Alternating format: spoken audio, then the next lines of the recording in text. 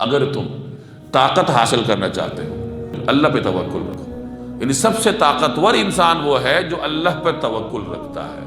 طاقتور کیوں ہے؟ اسے کسی چیز کی فکر نہیں ہوتی. اسے پتہ ہوتا ہے کہ یہ جو بھی حالات ہیں وہ کس کی طرف سے ہیں؟ اللہ کی طرف سے. ایک بزرگ سے پوچھا گیا کہ کیا حال ہے آپ کا؟ تو اس بزرگ نے فرمایا کہ اس شخص کا حال کیا پوچھتے ہو کہ جس کی منشا پر کائنات چلتی ہو. تو اس سوال کرنے والے نے پوچھا کہ یہ کیا کہہ رہے ہو؟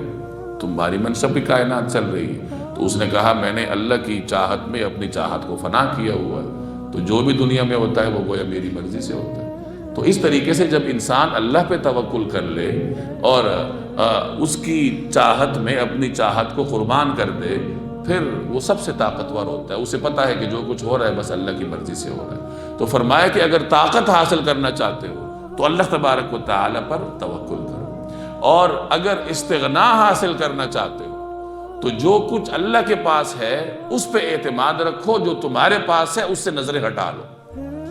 اور اگر عزت حاصل کرنا چاہتے ہو تو اللہ تبارک و تعالی کا خوف اپنے دل میں پیدا کرو.